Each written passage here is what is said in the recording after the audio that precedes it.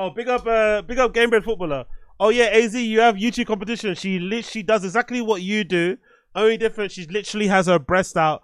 Her channel is Nikki HSG. Yeah, I know who Nikki HSG is. Come on, I know who Nikki HSG is. She's a fucking G. I don't do anything special anyway. I don't think I've ever claimed what I do is special. What I do can be easily copied, easily done, which is probably why I'm doing it, to be completely honest. But yeah, big up Nikki HSG. Hopefully she starts her OnlyFans. That's what she needs to do. Nikki HSG, if you're fucking watching this after the fact, start a fucking OnlyFans, girl. Start an OnlyFans and really get your tits out. And start reviewing specials. That's what you should really be doing. Have that version on YouTube. Maybe she's bouncing around. Oh my God, I can't believe Joe Rogan is so dumb. But then have a fucking version on fucking OF, uncensored, where the tits are really bouncing. That's what you should do. Big up Nick HSG. Get the fucking bag. Keep going. No, he has a thing that gets rid of it. We fixed it. You just go straight down. And over here you got the Schaub show. Everyone knows this. But again, it's cool. I just moved to Austin, man. Yeah, I'm trying to find my way. I'm heartbroken about LA. Who needs professional sound, nice desks, cable management, lights that stay on, or a real studio anyway? Not to worry, it's soon to all disappear potentially. Podcast cringe, lawyer and YouTuber received documents regarding a Schaub lawsuit from his old CBD business partner. Pure Spectrum owned by Brady Bell. Well, Mr. Brady's ringing the dinner bell, alleging fraud, civil theft, unjust enrichment, wire fraud, IRS fraud. That's legalese for rearrange your insights. While this hasn't been filed yet, so Brendan Schaub is innocent until proven guilty. Schaub is alleged to have not fulfilled his end of marketing yet pocketed $400K. Well, if podcast one was honestly, this is at the beginning of his career, people. Think about that. This is at the beginning of his career, not towards the end where maybe you're inundated with offers. Or maybe you're not in the middle where you're inundated with offers and you don't take them too seriously and do the bare minimum. Or maybe towards the end when you're really down on your money, but you're also trying to hustle, so you have no time to deliver on the deliverables and shit. This is at the beginning. We have to kind of build a name for yourself, a rep card. Imagine a lot of these brand deals are probably tied in. Maybe certain companies, maybe certain people, maybe certain brands work with certain companies to reach out to certain influencers in the first place. So you wanna build a good reputation, build a good rapport. You wanna make a good first impression. So maybe the brand can come back another time, spin the block on you, and give you more money. And then he does this. He scams them out of the gate. Out of the gate scam. Crazy guy. Was doing it to them, maybe they learned it there. Who knows? As well as trying. Yo, big up Young Old Vibes. Big up Young Old Vibes in the stream chat. Bang your chest. Bang your chest. Co-workers, leave her the fuck alone. To sell off his 10% of a company he doesn't own. To who, you ask? Who else but Russian investors? Are these the same guys that partied with bought Chrysler? Add on top that Aubrey Marcus is named in the lawsuit as a friend of Bell, probably introduced by Joe Rogan, Aubrey's close friend. Rogan isn't gonna be happy that Brandon did his connections dirty like that. Plus the funniest part, using another business's email list to promote one of the worst comedy specials of all time to, in his words, combat the smear campaign. This destroyed his work with Showtime as that's not legal marketing, and he of course blamed it on Spectrum when it was his idea. Then he somehow repeats the same idea again 3 weeks later with his Comedy Central special to the same annoyed email list. Yeah, that's what people trying to get paid. He's the best in it. It didn't work the first time. It nearly got me fired. By the way, I still believe that to be true. Most likely that fucking weird hustle, scam, whatever, definitely played a role in him not getting his contract renewed at Showtime. He got usually anyway, forget if it didn't. Usually if you work for a corporation and they give you a slap on the wrist, it feels like a really big deal. Because they make a big deal out of it. They want to get you into the office. They might have a HR person there with you. They have this big thing. You know what I mean? Like, it's a big deal when you get slapped on the wrist, usually working for a corporate brand, a corporation, a net, whatever it may be. It usually put the fucking fear of God in you. To be like, you know what? I'm not going to do that again. I'm not Brendan. Let's spin the block on that fucking scam one more time. Pain relief need? Pain and misery watching 2 Schaub specials. Maybe it can put you to sleep if it doesn't enrage you. He then cried over text for quite a while to Mr. Bell to get some positive reviews to help against the 1-star reviews for his Showtime special. Smartly comparing himself to Amy Schumer. Yeah, that's helping. Maybe listen to Joe. So good, isn't it? Yeah. Amy Schumer and them lot, they get that hate too. I'm just like them. I'm just like them. Brendan loves comparing himself to like the top echelon of fucking celebrities or whatever, entertainers in their fucking field. He loves it. If they get hate, imagine me. It's like, that doesn't really work that way. But anyway. When he says you're not ready to put something out yet. Of course, Brendan calls it IMBD, the wrong thing on top. Then blaming it all on Spectrum CBD again as the lawsuit in his own tech show. The Schaub method, pure Spectrum, more like pure Brendan. Brendan's brother, dad, and lawyer Lex are often part of the behind the scenes brother, dad, and lawyer. I love it. Brother, dad, and lawyer of Brendan's team, so I wonder how far this goes. At least they have a massive war purse to help him out, allegedly. Otherwise, we might not have much covering Schaub left to do if he's seriously implicated here, as it seems. Hopefully one of the other business sharks can stop swimming, so we still have Schaubisms and Schaubinese to study. And with Liver King on the way out, Bert Chrysler not looking the best, Wesley Watson to jail soon. Jesus, all the unintentionally funny gang need a lifeboat, stat. Much like that garage setup, really, it's the perfect metaphor for Brendan Schaub and Brian Callen's lives. I was just thinking about that garage, right? I was just thinking about the garage. How hot is it going to be there? How uncomfortable, are those seats going to be in the summer? Garage setup, really, it's the perfect metaphor. These like pleather, whatever seats in August or whenever it's meant to get really toasty in Austin, because allegedly it gets really fucking hot there. How uncomfortable is it going to be to sit on these things? It's going to be awful, isn't it? It's going to be so bad to be sitting on these seats in the heat of summer, in the peak of summer. God almighty. I can't wait to see them complaining. I can't wait. For Brendan Schaub and Brian Callen's lives. Linus, MKBHD, all those tech YouTubers. Eat your heart out. Yo, big up Stevie M. Big up Stevie M. This is what a peak 11 out of 10 setup looks like. Chin Studios. And over here you got the Schaub show. Down there's all the car shit. Studio. It's gonna be dope. Since this is an industrial warehouse meant to store 8 of Brendan's cars, the auto lights and the massive aircon that sounds like it's taking off to get away from Brendan are expected features. The smell of almost a dozen exhaust pipes in your mouth, the hot Texas sun beating down on the back alley metal roof. It's beautiful truly. Chuck a laptop on that dodgy white table everyone's had to fight before. Imagine, man. Imagine Chin going from working in a purpose-built studio with different studios in it, right? Multi-use studio, to now working on a fucking picnic table. Foldable picnic table. Damn. You get 10 out of 10 ergonomics, great for your back and neck, but a plot twist emerges. What's the studio like over there now? I saw the clips, no they look cool. Help. Yeah, it's cool, but yeah, Brian's a big help, right? Beat him up. I'd like to drive fast all gas. Like I have 2 car lifts coming in. Ooh, that's gonna be dope. Damn. I still don't understand why he's having car lifts installed into the studio, into the garage. I feel like that is meant to be a studio more than a garage, but I'm assuming he probably can't fit the cars in his own garage, hence why the studio is being made to be used as a multi-use, split-use podcast studio garage thing, innit? Because if it was me and I was him, the majority of my income, I would imagine, comes from TFATK or podcasting. Whatever, sitting in front of a microphone like this. If that's the case, I'd use most of the square footage of that place to focus on that, because that brings me the most money. I wouldn't split it in half with something that doesn't make me that much money. And I don't think the car stuff does. Maybe it's a vanity project, maybe like somebody else mentioned, when it comes to the car giveaways, which I do kind of believe, maybe there's another company that's involved with the car giveaways that sort of pays Brendan a fee and he acts as the front for them, but he's not really doing the back end, and they kind of look after that short shit, and then he kind of gets a fee paid for pretending like he's fixing these cars himself and he's the main guy, da da da da. But I still don't think that fee equates anything near to what he must get paid from TFATK, from all the ads, all the AdSense, all these years. I still think, you know what I mean? So why would you split your studio with something that doesn't make you any money when you could be focusing it all on things that do make you money and making it way more, you know, podcast friendly, let's say. Yeah, it's dope. Wow.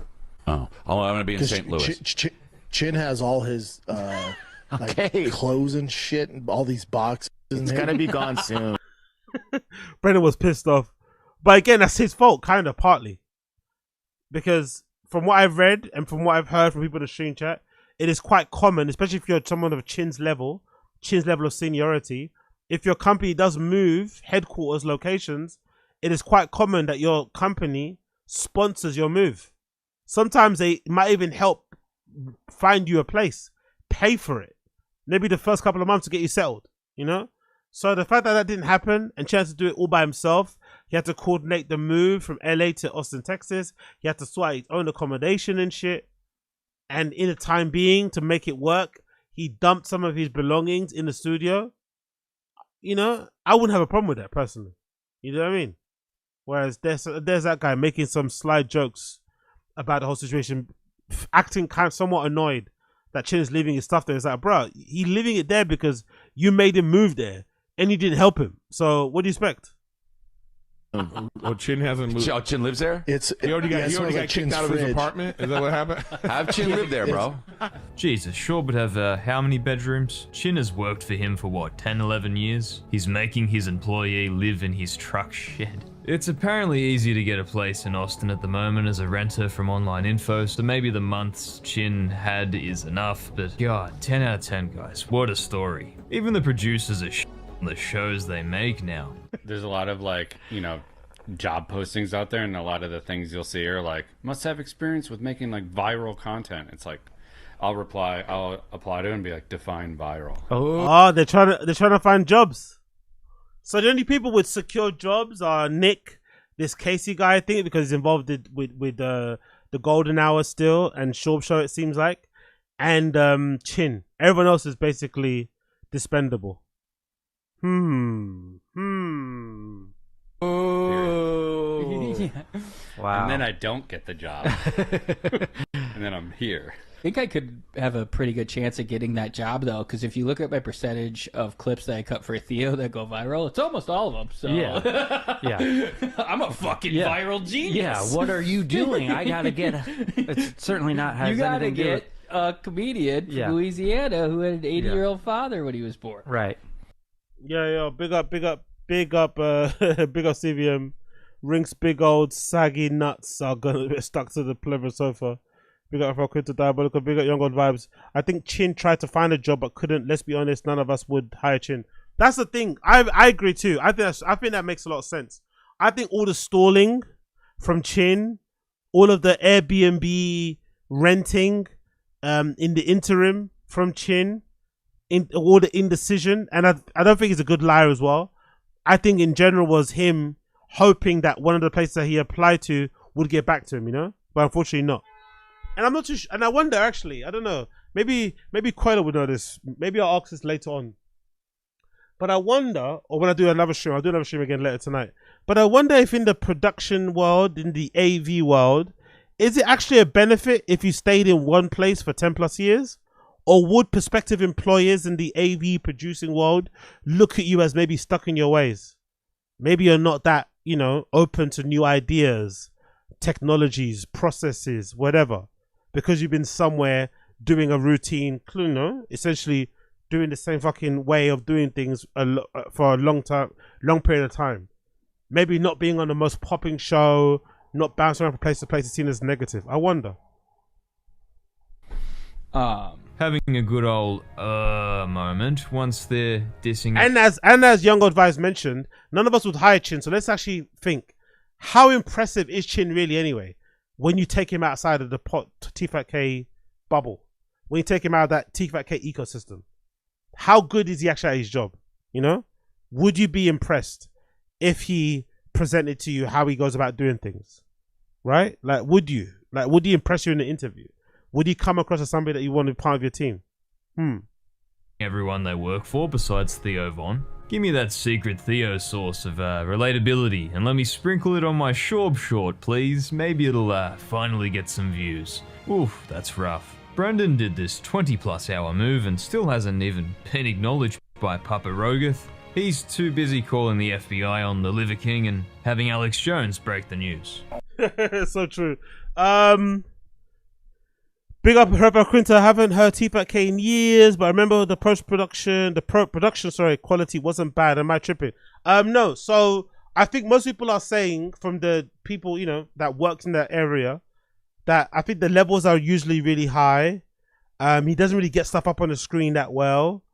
And just generally, innit, like titling and shit isn't the greatest. The lack of timestamps, just tiny little things here and there. But I think mostly from the vlogs, when we were doing the reactions to the vlogs, a lot of people that work in that area were basically like, oh, this guy's shit at his job. He's just creating a lot of busy work to make himself appear like he's busy and has a lot on his plate. But he really just does a lot of stuff for the sake of doing it. But he doesn't necessarily need to do it. And the stuff that he does do, he's not really good at it. So I feel like people are calling that out, to be fair. And obviously, if you just watch the show, listen to the show, you know, it's not the best.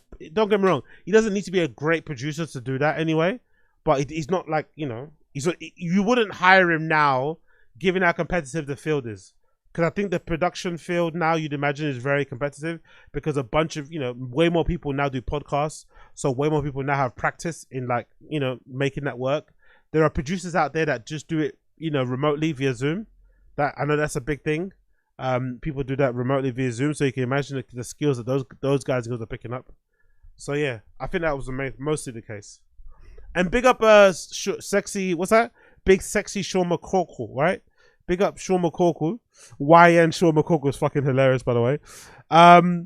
That's really funny, isn't it? I've never considered.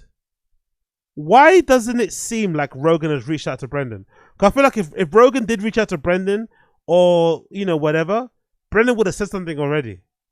I think the lack of Brendan saying something and glazing Rogan, because, you know, we already know those guys, Brendan and Brian, love to fucking suck Rogan off with little to no encouragement. So the fact that he hasn't yet makes me believe that probably Rogan hasn't reached out, which is fucking weird, right? Brendan's moved all the way there, and Rogan's made it very clear that, nah, that's gonna hurt. A lot of bizarre cryptic threats to Joe Rogan. In the videos, he looks extremely deranged with dilated pupils, and so we hope the Liver King gets... Leave the Liver King alone. He did nothing wrong. Leave the Liver King alone. He did nothing wrong. Better. We need God, folks. Austin Police Department. Well, fame and money gave Joe that problem. Good luck getting a police response that good as a poor. Don't make Tom Segura chuckle in trust fundees. Really though, it's incredible that Brendan can't perform, but the guy with a lot of allegations that were never resolved is getting a full career revival. Joe Rogan won't mention his alleged good friend Jared Leto's... Oh yeah, he didn't mention that, did he? Rogan didn't mention the fucking Jared Leto accusations, did he? He conveniently kept that one quiet, didn't he, the fuck? Allegations though.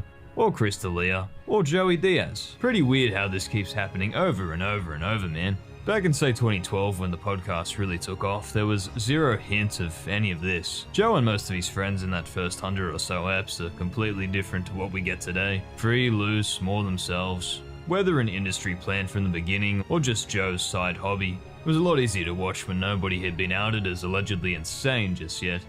Because I've already done the thing that buried me. And somebody's got a screenshot of it. Yeah. Do you know what I mean? The heartbreak on my wife's face, and then she gets bullied online. The Chris situation is on the Bill Cosby level in my opinion. I see my... The fact that he got away with it still is fucking crazy, isn't it? I don't even think a black comedian could come back to their fans. I'm not the biggest fan of cancel culture, personally. I don't feel like whole industries should shut down and go out of their way to kind of get you shut out, sorry. I don't really feel like that's fair, right? When networks and platforms and whatever organizations all conspire to fucking get you out of a job or to keep you out of a job. But the fact that his fans let him get away with it, like didn't hold him accountable, is mad, isn't it? Because I don't even think another comedian that was black would get away with this. Like, so many potential victims came out, basically to some very dicey shit about him. Even if you don't believe some of the allegations, just the mere fact that there were so many young girls involved would maybe give you a bit of pause, like, ugh, what? You know? If you don't believe the allegations. Just the fact there was so many young girls involved, I'd be a little bit like, ugh. But he didn't miss a beat with his fans. Fucking insane, isn't it? Dad's face and how he aged 10 years in 2 years because of the stress, the situation in my family that I put myself in these situations, and that's why my dad's stressed out. Yeah, you did. By the way, you did. It was you. I'm glad he's admitting it was him and no one else. I'm glad he's admitting he's at fault for whatever happened, not anyone else. I have to deal with that shit. Me. But like all good things, the illusion ends. Chris D'Elia being tortured during a live show with the Schaub and Eric Griffin, though, now that really would be something. I want to do like an Eric and Friends or whatever it is like that. I could get out there, or we do it someplace else. I don't know, but we want to come out. The Vulcan. We need to come out and do. Brendan loves the Vulcan. I still don't understand why they did their first Fighter and the Kid live in Austin, Texas.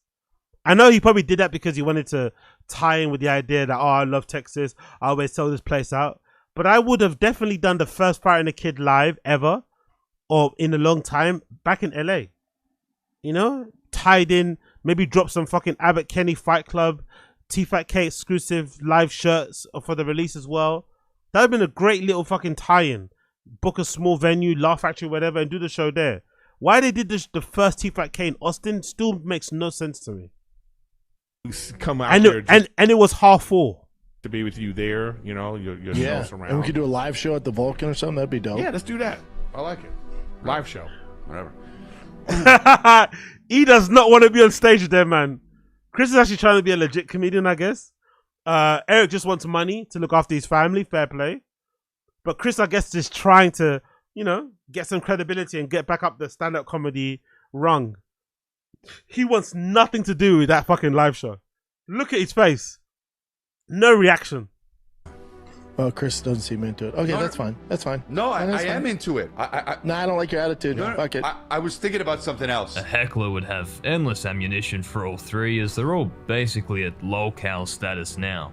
The real laugh is Eric Griffin getting to perform at the mothership, while Brendan still hasn't. Come on, Joe. Eric, when are you at the mothership? Oh, I just did it, so it's probably not going to be till next year. But, you know, In a comedy podcast alone, Eric often goes Karen mode and can't joke about a topic. Yeah, You met Megan Trainor? Oh, I love Megan Trainor. She's great. We went to brunch. Yeah, she's You know? super Was she sweet. was she big back then? Yeah. Was she ordering a full fucking the Grand Slam breakfast? I'm not gonna do this. This is my friend. She's cool. She's cool. No, she's great now. She's awesome now. Yet these dinguses bring up allegation squad topics of others like Epstein, Diddy, etc. every goddamn week. What? They just rescued What the kids 100 do? kids From sex trafficking or whatever it was. Oh, and it was like multiple agencies. Just I just can't. Maybe, as Retroactive is mentioning, maybe just steer clear of these topics, innit? That's what I would do if I was them. With Chris D'Elia's allegations, with some of the murmurs around Eric Griffin's name, maybe steer very clear again, you know, from any topic that involves diddling, that involves grape, that involves PDF stuff. Just stay away from it. Stay away from it. Stay away from it. Because whenever they mention anything to do with women on the TFATK with Brian's always on the side of the perpetrator. Whenever there's a story about someone in Hollywood, like a woman complaining about a man's behavior, or some viral story about some air stewardess, air hostess person maybe having a bad experience with a passenger that was a man, Brian is always on the side of the men. Always. And we know why, because obviously, you know, his whole career was torpedoed because of rape allegations. But I think these guys especially should steer clear. Because Chris is somewhat personally invested, somewhat biased. I can't believe this. I know. I suppose I know what happens. I cannot. But my thing back with all those Fucking 250 dudes getting caught, or men and women, I don't know. No one looks around and goes, man, why don't we go for hot chicks? Well, that's just. I guess that's not what they're into. I guess. What? Brendan, fucking hell. What? Yes, I don't know, but I No one's just like, man, how about we get some really hot chicks next time? Yeah, but it's because they're all losers. Oh, that was convincing. No strange tells there. God damn, they never learn. Rogan told Schaub to embrace comedy and quit fighting. Let's not pretend like Mr. Potato Head's joke writing is that far beyond a Mexican cookie with salsa on it. Even just for a live podcast, come on. Something for your old pal Schaub. But no, gotta be a slightly better mediocre hack, and maybe then you can play with us again. As Toe speaks, reality becometh. The lack of guests can really be tied back to clips like this. But then it became, I was like just a stomping pad. Yeah. Oh, Schaub doesn't care. Yeah. You can fire away, man. You can say whatever you want. Man, if I return to that scene and I get in that environment where I'm at now mentally, it's like, I'll f him up. Yeah. That's what, so I took myself out of it. Yeah. So you're going to beat up comedians because you feel what? Self-conscious? You feel expert? Like, what? I never got that rant, by the way. I never got the rant of like, oh, I don't do stand-up again because if I go back to clubs, I might beat up comedians. For what? For taking the piss out of your dog shit comedy. For calling out some of your bullshit behavior. You're going to beat people up. Brendan might be the only UFC fighter outside of like Mike Perry who is quite forward with like threats of violence. Maybe the one I can think of maybe is Sean Strickland. A little bit. But most UFC fighters, most trained fighters are quite peaceful. They like to always kind of err on the side of caution. Always promote and preach peace. Because, you know, being trained fighters, they know what actual violence is, right? They know how far it can go. They know how damaging it can be. So they're usually always preaching, hey, let's talk, you know what I mean? Like, no, they're not advocating for fighting people. But Brendan's the only former UFC fighter that you hear who's always going on about how much he wants to twist people's necks off. Fight this, do crash that, brother. Like, we get it. We get it. You can fuck people up. But why are you going there? Because people are laughing at you and you're feeling insecure, you are now going to violence. Why can't you use your words? Didn't you used to be a professional stand-up comedian? Don't you quote-unquote talk for a living? Huh? Huh? Yeah, that's why the comedy career nosedived. Because you removed yourself for the safety of Big up Jordan Ray. I thought we were all gonna fight. Your peers. Maximum cope overload. Poor Bren's really hit peak salty mode. He's lashing out at everyone from 50 Cent to... Big up Rafael Quinta. Did you watch Matan's podcast with Chris Stefan? No, I didn't watch that yet. Maybe I'll do that later on today, actually. Maybe I'll do that today. Big up Rafael Quinta. Maybe I'll do that for part 3 of this particular stream. Maybe we'll do that. Big up Jerome Roger. What about Connor? Yeah, that's a good point. Connor might be the only one. But again, Connor also doesn't threaten to fight people. Like, he fights people in real life, don't get me wrong. He beats up random people in clubs, which is obviously not cool. But you don't really hear him threatening to beat up people online, you know? Maybe I'm mistaken. I think I've heard Brendan say more thinly veiled threats than anyone else. I could be wrong. Anyway, system cleansed. We're back. To Billie Eilish's brother Finneas to, Joe's mothership. How dare he? You know, like you see Travis Scott or some of these other bullshit artists. Billie Eilish and her brother wants to be famous so bad. I don't think so, because I think if he wanted to be famous, he would be famous. No, he tried. He went on a solo career, and they're like, bitch. Big up Young God Vibes. RIP AZ, you weren't the best streamer, but you tried. That's a sick fucking tombstone. I'd love that, to be fair. I'd actually love that. That's a great tombstone. He wasn't the best, but at least he tried. Actually, you know what? In the spirit of trying, in the spirit of blood clot trying, let's actually give out some fucking gifted memberships as well. Why not? Why the fuck not? And because I made some of you guys wait for a good 10-15 minutes there while I had to fucking clear my bowels, let's get some gifted memberships out there. I should have a refresh because it's a new month. I should get a refresh here. I should get it. There we go. Membership gifting. Boom. Boom. So here we go. Have 5 on me. Have 5 on me, those of you who waited. Have 5 on me. Well, change your name, though. I also need to be thanked in a stream chat, too. Thank me, too. Thank me, too, motherfuckers. Change your name and write musics for your sister and shut your little mouth. Finneas O'Connell. Yeah, but he's won a lot of Grammys as a producer, so, you know. Because of his sister. I was on a plane with Orlando Bloom right next to him. I just looked up and went, I don't get it, Katie. I don't get it. He's a small guy. Powerful They just had a bunch. musical act at the mothership. Mothership. Bro, I wouldn't go if Michael Jackson came out of the grave and performed. Oh, I really? don't give a fuck. About The end result of all of this is really going to be a crash out studied for the ages. Powerful Well, in terms bunch. of Brendan's other half, this thread on the fighter and the kid was interesting. Brian should interview his alleged accuser and clear the air. That's one hell of a guest idea to get the pods going. But you know what the problem is with that? Powerful With that, bunch. you know what the problem is with that idea? My problem with that idea is that you assume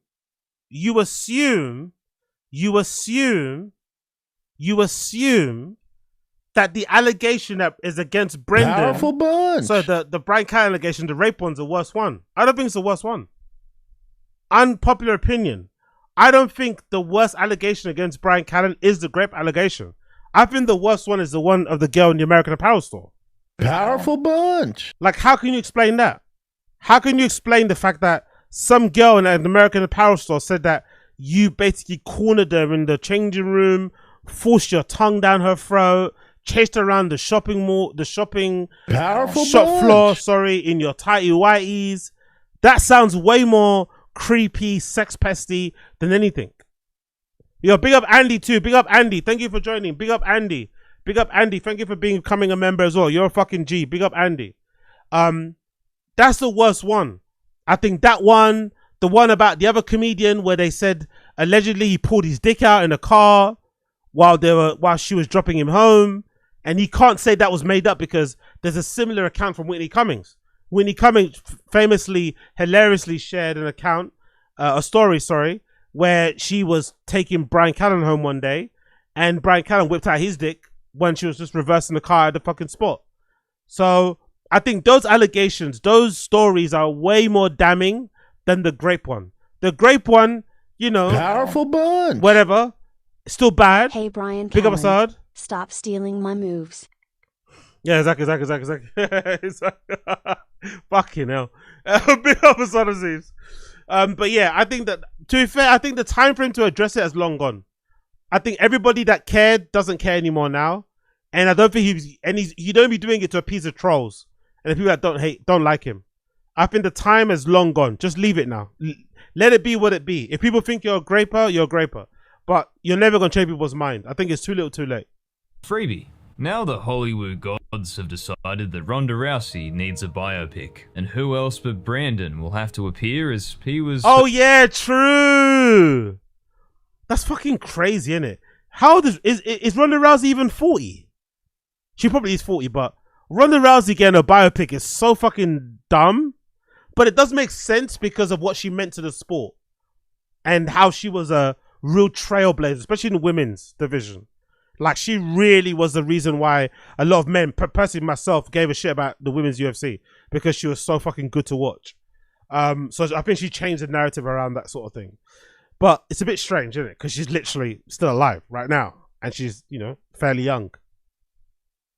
her partner, then got KO'd by her new partner after she dunked on him publicly, allegedly. But by the way, you know he's not going to look well. You know Brendan's not going to come across well on that fucking series. And also all the promo material around it. Ronda doing interviews and stuff. She's not going to talk well about him.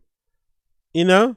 It's not going to be a good time for Brendan. If this thing goes down and it goes through and it gets picked up or whatever, it's not going to be a fun time. She's going to say some things. People are going to insinuate some things. Brendan's going to be portrayed horribly in the movie. He's going to get played by some weirdo guy, maybe. Or the guys, or the actor playing Brendan will have some very not so nice thing to say about Brendan, having read about him on the internet. You know what I mean? Like, it's going to be awful, man. It's going to be one of the worst things that's going to happen to Brendan. Claiming Schaub was insecure that she was more famous than him. Who will play Brendan Schaub? Sound off below. Show-wise, they're struggling to get guests on The Fighter and the Kid. All they can get... I don't think they're struggling to get guests. I just don't think no one wants to come on. I don't think they're actively trying though. I just think no one wants to come on. I don't think they're like, oh, calling here, calling there. I think they've accepted the fact that no one's gonna come on their show anymore. But I don't think they are running around chasing people. I don't think so.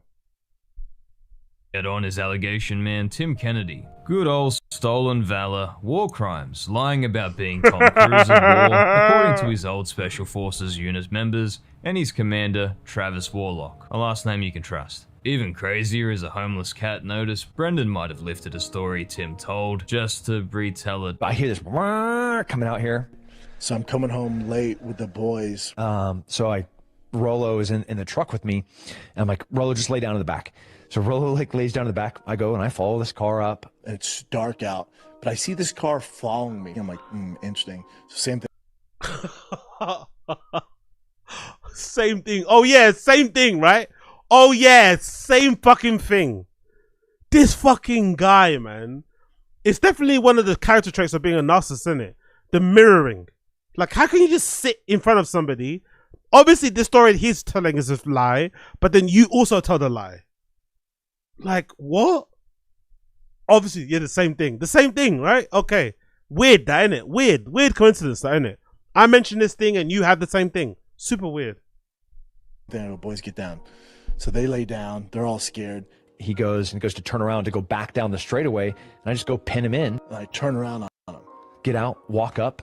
I roll down the window. I go, and he's like, hey, let me see your license. What's up, dude? He goes, what's up? And I was like, this is not the place to do that, guys. Like, you good? Like, around here, this ain't the area, man. He's like, no, I know, my friend. I'm like, I'm sure, dude. These two online couldn't have a worse reputation for porcupine. But to be fair, I don't even think they're listening to each other. I think they were both like saying what they wanted to say, and then the other said what they wanted to say. So it's one of those, or maybe just pathological liars, respect pathological liars, you know? Ants on fire, blatant BS, like it's an art form, allegedly. And yet, yes, let's put them together to glaze each other for an hour. And of course the comment section roasted them both sufficiently for the irony of them sitting down together, as is tradition. BS artist, I'm just referring to his initials. Man, Brendan has the best company left. It's like when he had Wes Watson on, or the Liver King. The fighter and the kid has a way with guests that age really well in hindsight. Exactly. It's like the larger than life, why do they do that figures are magnetized to each other or something. Well, Liver King, you wanted Joe Rogan, but you might just get Brendan Schaub. Imagine it's 2030 and both of them have ended up in prison together. That'd be one hell of a plot twist. And thank you for watching. My boy Jesse on Fire, who's an Austin native as well. But Austin native as well. What do you mean as well? You're not Austin native. Native doesn't mean you live there, you fucking fuckface. Native means you're fucking from there. Austin native as well. You start going to work out and you're like, I don't want to do that. I would stay with my wife if she was just ahead. I bring a little bowling bag briefcase thing, you know, With the mouth. bowling ball. With the- This is some shit that if we talked about it in 2010, we would our careers would go bye-bye. But now for some reason, our careers would go we can bye-bye. talk about this. Oh, anyway, brilliant stuff. Big up Retroactive. The end of Brendan Schaub again. Big up Retroactive. Always doing great stuff. Love